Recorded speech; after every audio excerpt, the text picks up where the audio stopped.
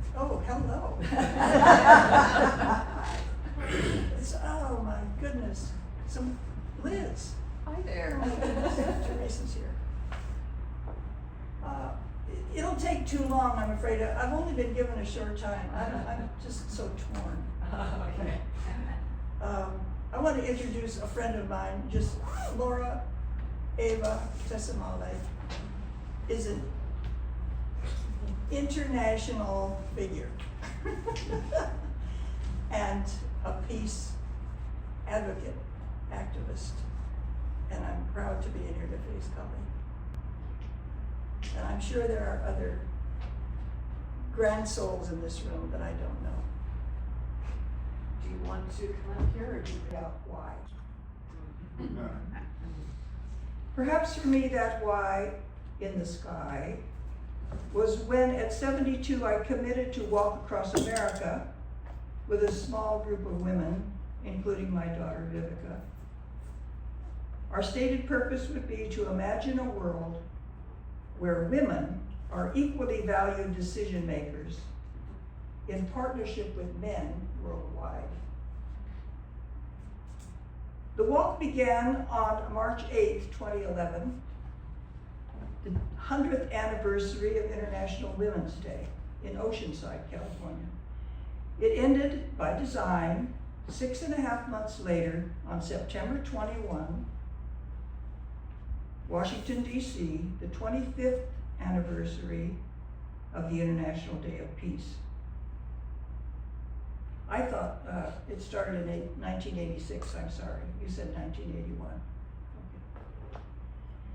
As we walked, my daughter and I we handed out a document called Peace Walkers' Urgent Call for Global Action and Personal Pledge.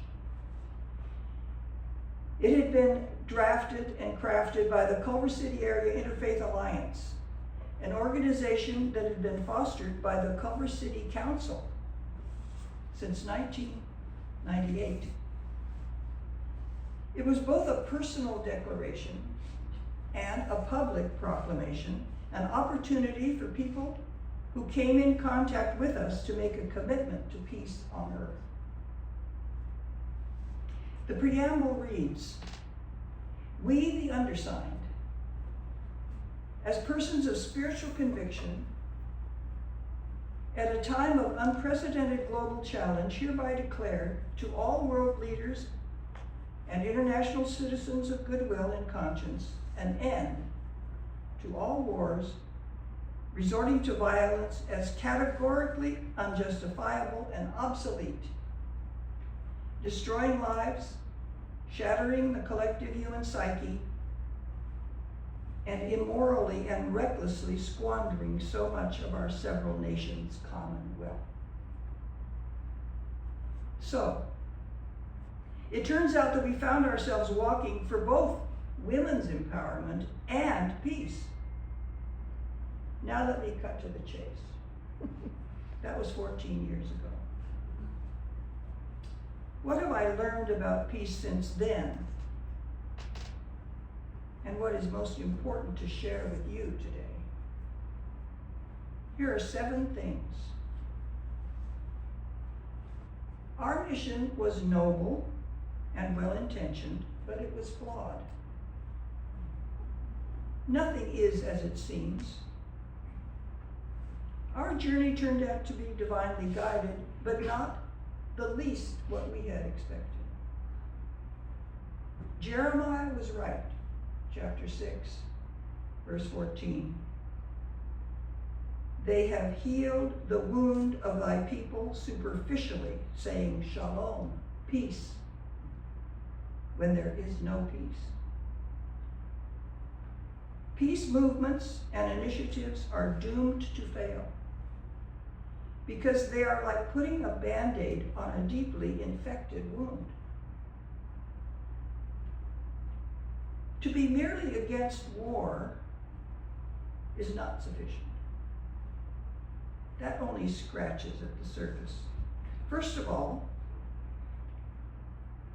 peace is an inside job, as has been mentioned by everyone, including our speaker here today, our musician.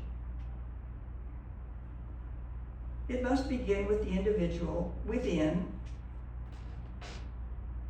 but inner peace is only the beginning. We cannot assume it is enough. The second step, after developing a self-reflection, prayer, and meditation practice, is peace between and among self and others, all others. It involves radical forgiveness. For example, the indigenous Hawaiian Ho'oponopono practice provides an effective methodology for achieving this second dimension of peace. Radical forgiveness. I love you, I'm sorry, please forgive me, thank you.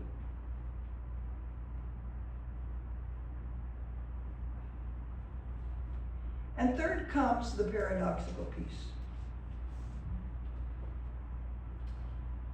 The peace beyond human comprehension. It's described in Philippians 4:7 as the peace which surpasses or transcends understanding, logic, and reason.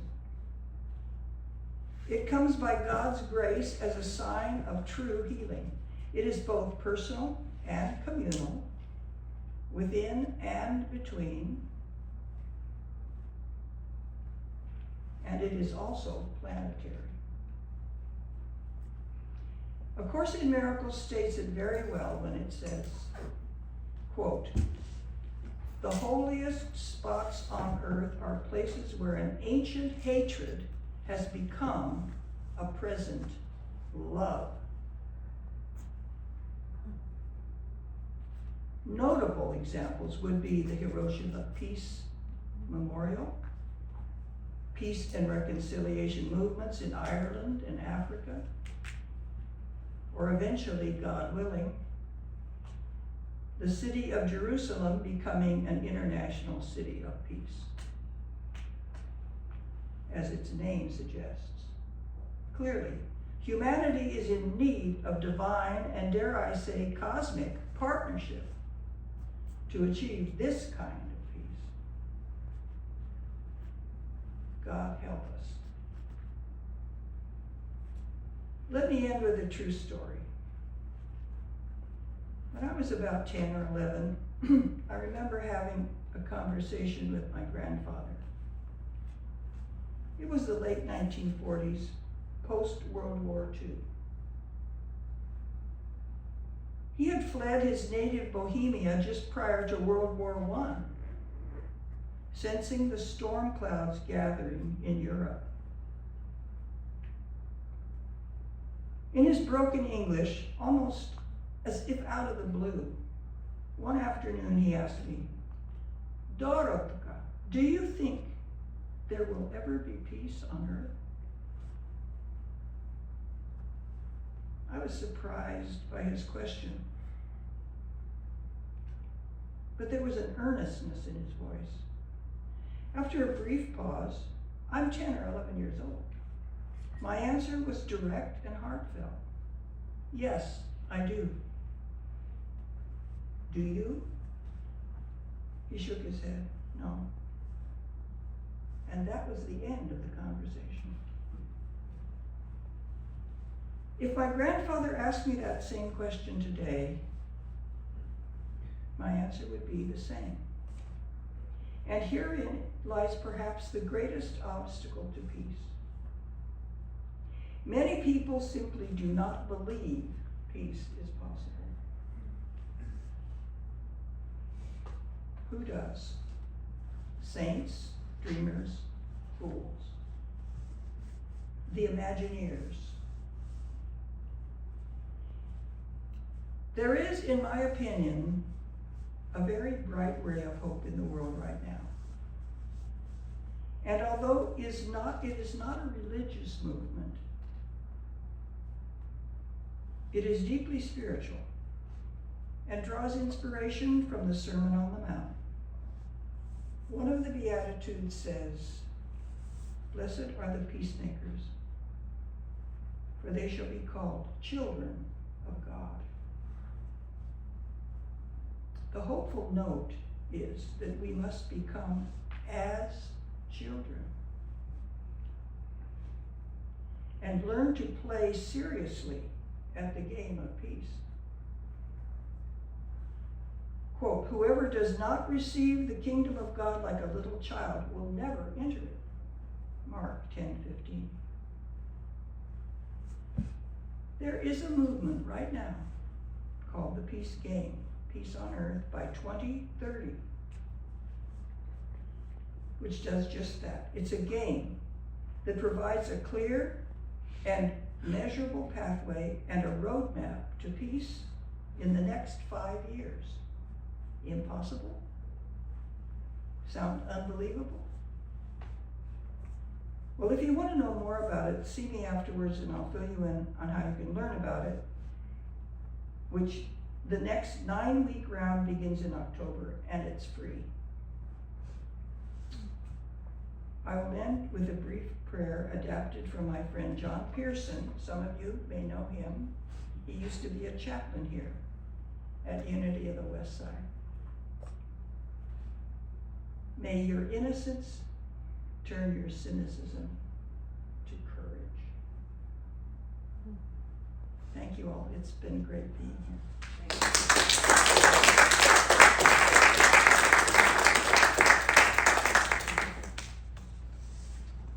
I can do it.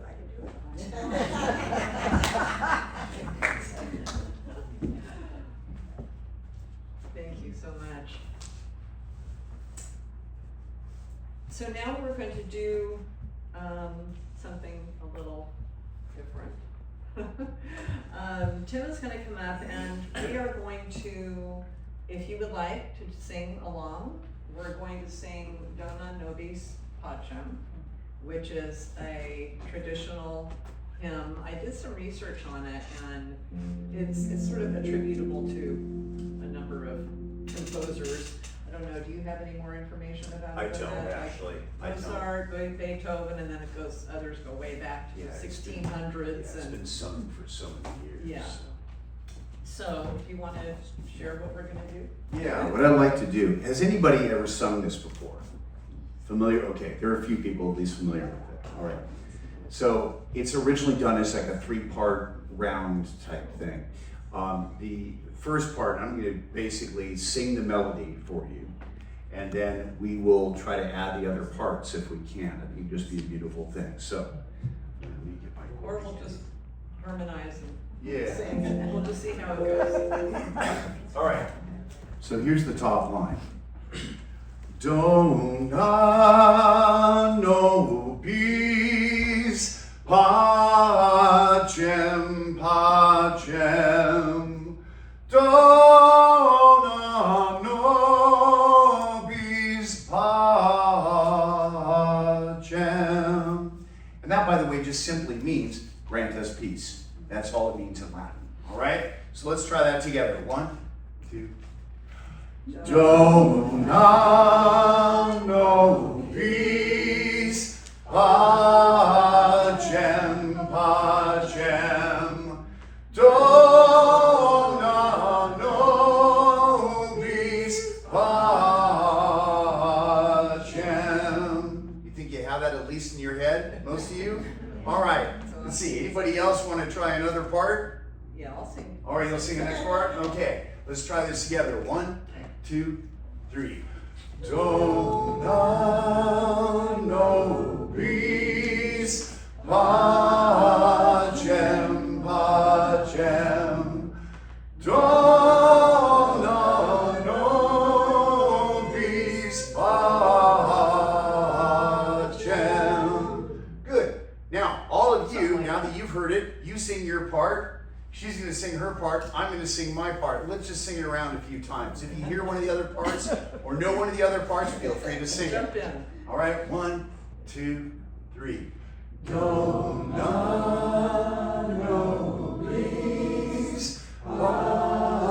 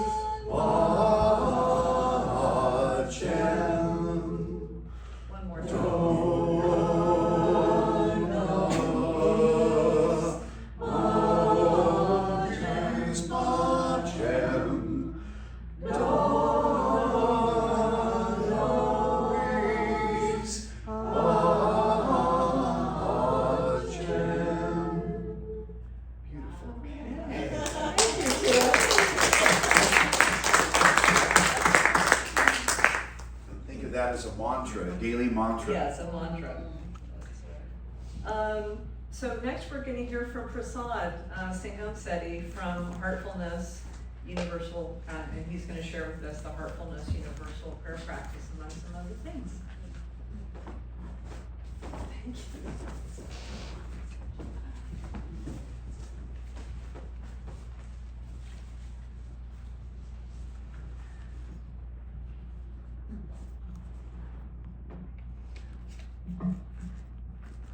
So happy to be here with all of you on this special day, because peace is something natural to us, but it manifests only when our heart is open to and allowing this peace to manifest. So when we are talking about the word peace, I think it has to start from within first. Unless I can feel it, experience it within myself, it is not possible for me to be able to radiate that to others, to the world across. And this is possible through meditation. All the innate qualities of the heart are what we really seek, what we are really looking for, not only to manifest within us and outside us as well. So with meditation, we start with creating the peace within first, and then through our intentions, through our prayerful awareness, it is possible for us to be able to create a ripple effect across the world.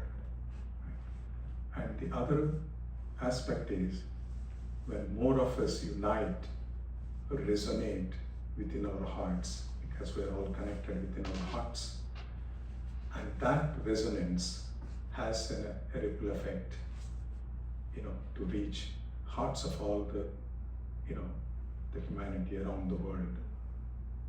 Right? And Heartfulness, which has been an organization for more than 125 years old, had really had the vision of the masters of this movement, not only to bring peace to begin with through meditative practices, which are very simple to adapt and be able to apply in our daily life, and also to be able to actively be able to contribute as building communities that can spread this peace into the world. There are a couple of activities that are at least more recent ones, just to illustrate some of the activities the Heartfulness does. Back in 2020, I think that is when we were in the middle of COVID, hopelessness, right? Uncertainties all over. And Daji, who is the Heartfulness Global Guide, brought this initiative of a virtual program that started like for 30 days before, where the communities are built, peace communities with activities around the globe, and brought many peace ambassadors who were able to contribute for this, even though it was a virtual platform, but it had such an enormous effect. Almost 40 million people through various communities were able to participate in that. Okay. I mean, it was tremendous. I mean, it was at the right time, and it created such an impact to us.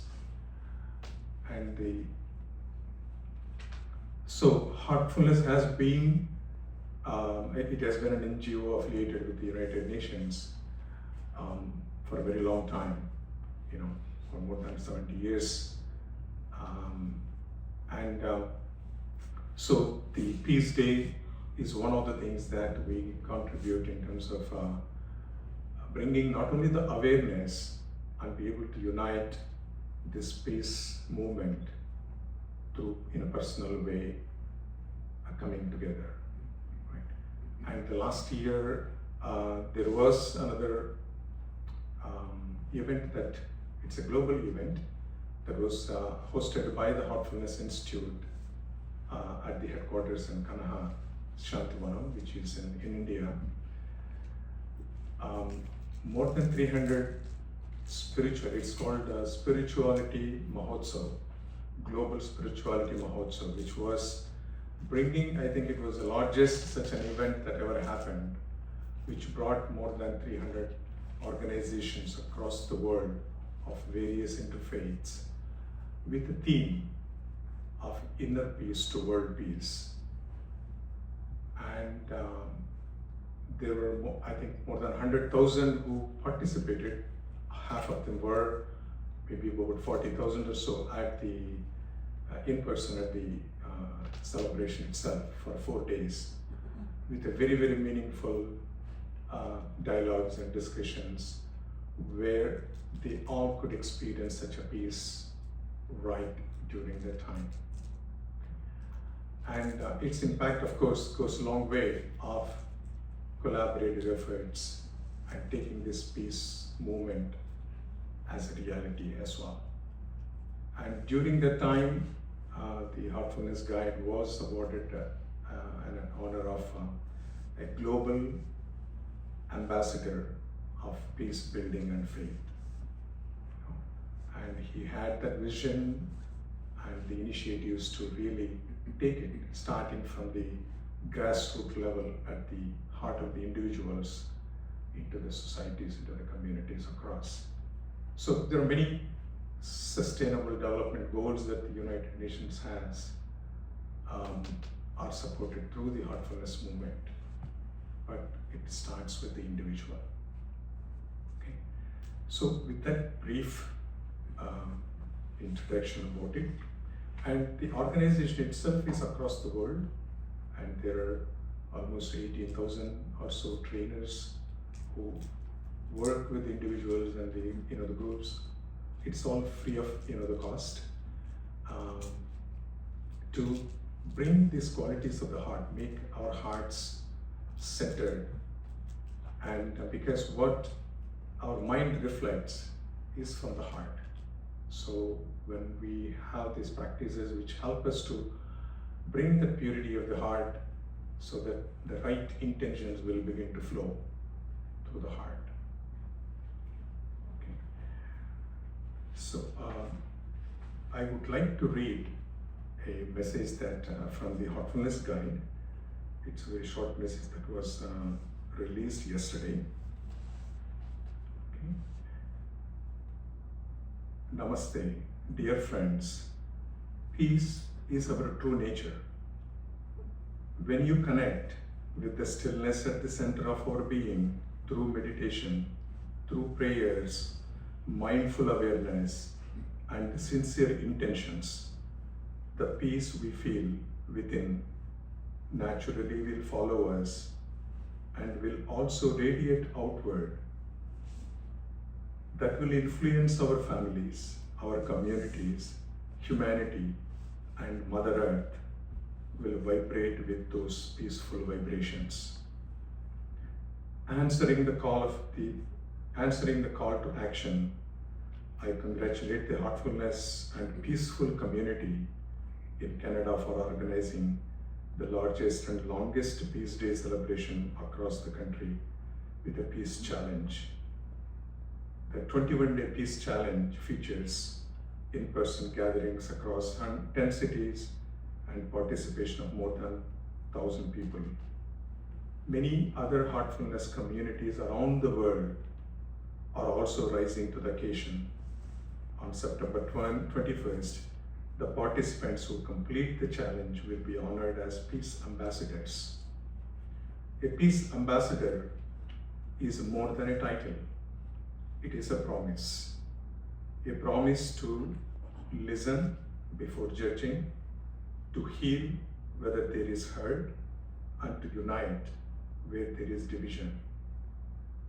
Your example ignites hope in hearts that have forgotten how to dream of peace. When one person chooses peace, a ripple begins. When many choose the peace, the world transforms. Let us act now together for a peaceful world. And please remember, it is our heart that unites the world. Thank you. So that was the brief message, very appropriate. And the theme for this year is Act Now for a Peaceful World. Right? So what I would like to do is a couple of practical sessions. So we will begin with, this will be a guided practices. The first one is for us to experience that peace within. So it will be at an individual level. Right? That is to center ourselves and to be able to go into our heart and feel that peace. Right? And the second practice we will do is with a prayerful meditation with an intention for peace, the word peace. Okay. So I'll be guiding on that.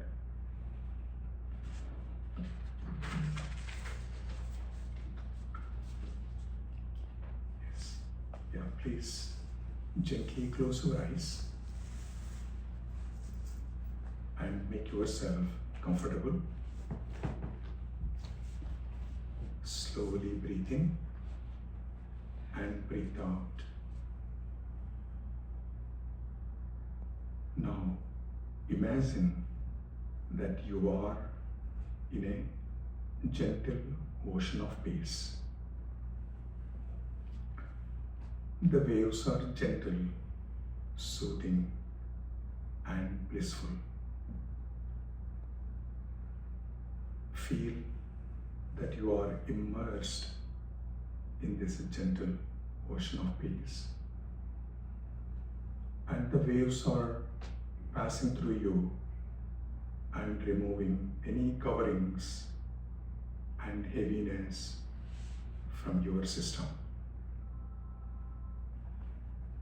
Let this flow continue for a couple of minutes.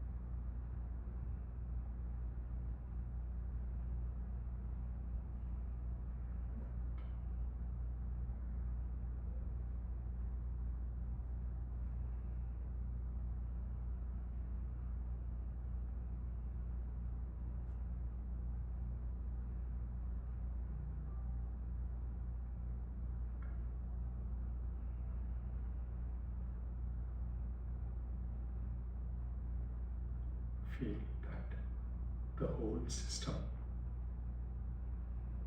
is feeling lighter and peaceful. Now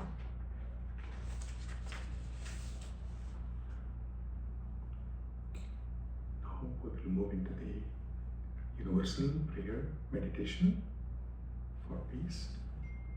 Remain with your eyes closed and center yourself.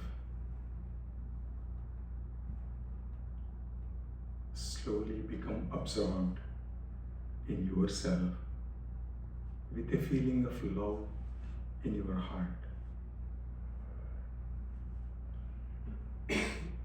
invoke the divine presence in the heart. Pray that hearts of all brothers and sisters throughout the world are filled up with the divine love and light. May there be truth, faith, and purity develop in this world. May humanity be rid of all kinds of distractions and complexities. May the entire earth is being engulfed with peace, love, and God's grace. Remain with that intention and feeling in your heart. Let yourself be absorbed in it for a few minutes.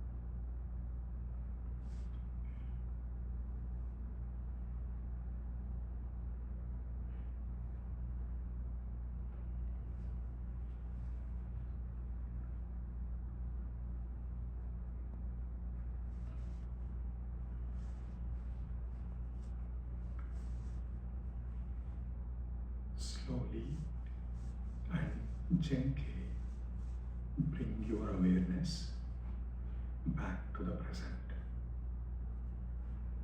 When ready, you can gently open your eyes.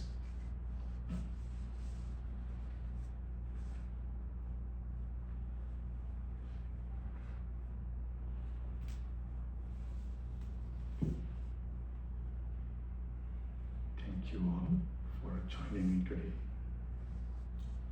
Connect with each other, connect with the world, with the hearts of everyone, and express our intention of bringing peace as a reality into the world. So, thank you.